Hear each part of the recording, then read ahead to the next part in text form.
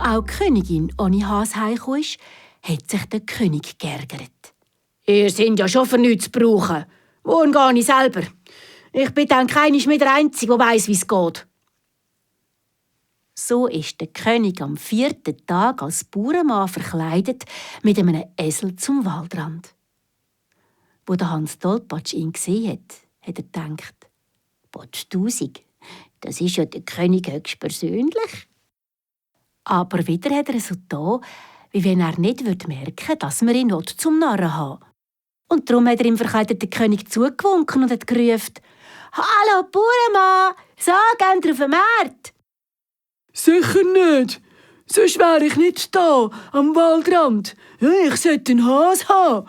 Ja, wenn ich bis heute Abend keinen heimbringe, geht's mir an Kragen.» «Ah, gut. Dann tue ich euch einen Hase schenken. Aber ihr müsst dafür im Esel aufs Hinder 3 schmatzige Schmütze geben.» Jetzt ist der König verschrocken. Das ist dann grusig. Das stimmt natürlich auch.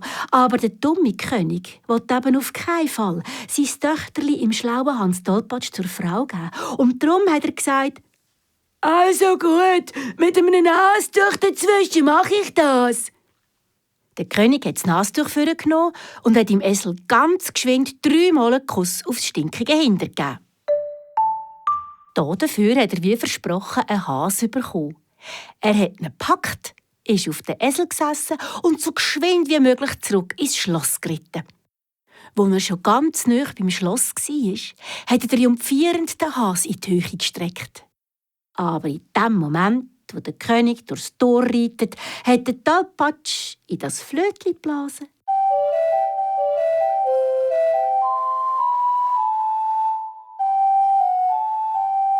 Der Hase hat ganz fest davon strampeln, hat sich aus den Händen vom König befreien und ist, was gehst, was hast, zurück zum Tollpatsch. Der König hat natürlich schönes dummes Gesicht gemacht. Die Königin und die Prinzessin aber haben schadenfreudig gelacht. Das hat sich der König nicht gefallen. Er hat sofort alle Minister zu sich gerufen.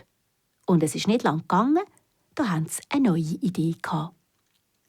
Der Tollpatsch muss, wenn er mit allen 100 Hasen heimkommt, auf ein höchstes Gestell steigen. An dem Gestell ist ein riesiger Sack aufgehängt. Und in diesen Sack muss der Tollpatsch lauter wahre Sachen schwätzen. So viele wahre Sachen. Und so lange, bis der König sagt: «Halt, der Sack ist voll.»